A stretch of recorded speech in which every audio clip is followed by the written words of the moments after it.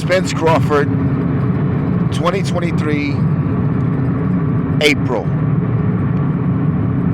2X is for the second strike. There won't be 3 strikes. 2 strikes is where it is.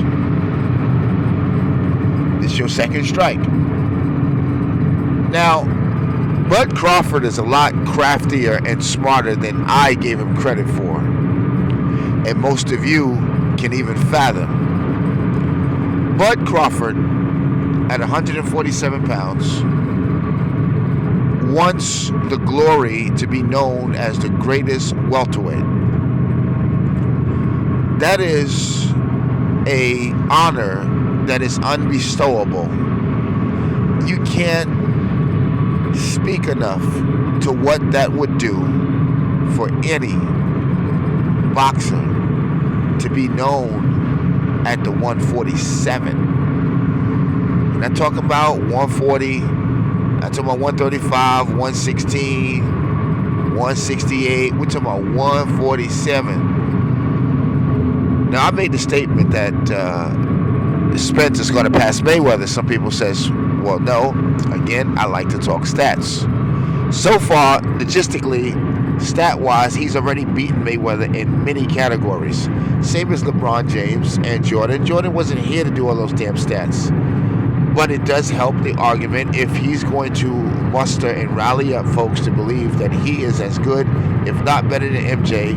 What does the numbers say? Layups, field goals, rebounds, assists. If you can beat him in damn near 80% of those statistical things, and you're the number one scorer in the entire league, and the only thing you don't have is 2 extra rings, you qualify to be considered the greatest of all times. Now, Spence maybe at this present, have the money and went through all these divisions and whatnot. So folks are going to still throw that to Mayweather and say, well, he's made the money and he went through all these divisions. I ain't asked you all of that, Chief. I asked you about the jab. Who's got the better jab? Who has the higher work rate? Who has the better body work? Who won the most rounds? Who had the most knockouts? We want to go into all of these things. Who did more at the 147? Now, we're going to get this fight. And later today, I think I'm going to open up the StreamYards. If you guys got some time, I welcome you to come on by. And let's finally get our panel set up. We always go on to other people's panels and looking for a good old panel to take a truck stop. But I want my own goddamn panel. So I got lots to say. Specifically about this fight that's going to go down in April. Come on, cryptic talk, yeah. Crawford realizes that Spence don't have a lot of time. The water is muddy, and this conspiracy-like cabal is running out. No one's believing Max Kellerman anymore. No one's believing Andre Ward. It looks now kind of suspicious.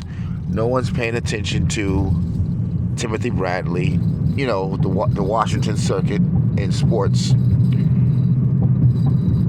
No one's believing that Crawford is not the problem anymore. These guys are now starting to reason, so Crawford is like, I got to do something quickly. Now, unfortunately, I was worried if this fight would take place because when we got to the second strike, he was already talking to Jamel Charlo. Spence said, shut that down right now. You're my bitch. Those panties of Terence Crawford's belongs to Spence. I'm the only one tapping that ass. You're not getting no goddamn fights around here, pal. Crawford realizes, though, just like a chick playing games, the longer I play and wait things out, you're going to get desperate and you're gonna willing to negotiate that money just to get this damn fight in there. You ready to go? Basically a man pulls out his thing, and you can smell a pussy in the air. She just took it out. You can smell it, titties, nipples hard, and everything else. And he's talking about, you know what? I want to read the Bible. No, no, no, no, no. Spence right now is ready to get in that ass. And he's willing to do anything. Just like when a girl's got you with your pants down, thing hard, you promise to do this, you promise to do that, you're going to let me do this, you're going to let me do that. You're like, yeah, of course, sure. You just need to get in that ass. And that's what's going on right now. Now, I said this before, and I would love to have a good, healthy discussion with guys like E Thriller, who seems to be Terence Crawford's team and things like that. Because every time I ask most people how is Bud or Boots going to beat Spence, they say, well, see, he was drinking. And see, now his girlfriend, I say, okay, cool, well, how is he going to beat him? Well, see, he's a drunk. And see, he had Mo 3 killed. And they say, okay, look, man, how is Crawford going to beat Spence? Well, see, Spence ain't his own boss. Guys, stop. And you asked me that question. I don't think even E Thriller, shout out to the Wolfpack, shout out to my good brother IO TBA. I don't believe, shout out to General Big Fish and them boys. I don't believe anybody, shout out to Fanon, Boxing Ego, and all you good guys out there. I don't believe anybody would argue that Spence has the better jab at 147 than everybody at this time. I don't think nobody would argue that. And if they did, I think you'll have enough support where that's arguable. At best, people are going to support you and say, now give him that Errol does got the better jab than Crawford. Okay. We're going to use our jab to not allow him to switch when he wants to. That's how we're going to whip on turns. Secondly, people talking about they going to take away the jab. You can take away the jab when somebody's not a body puncher. But if this guy, the boogeyman, is known as a body snatcher, meaning he going to go high with the best jab and he going to go low with the best body work, you got a combination and a recipe for disaster. Then we turn you, and Spence got good footwork. We know how to tie Crawford up, wrap him up, push him in the direction we want to, turn him, and do all those things. So we're going to strategically place Crawford where we say we want him at.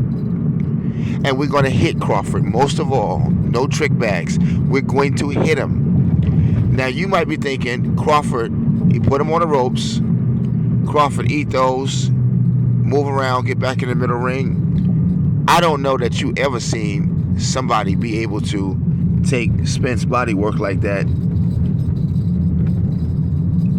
and just get back into the fight and just keep moving around and just keep things going. He's going to beat Crawford so bad, and you're going to begin to see his offense dwindle.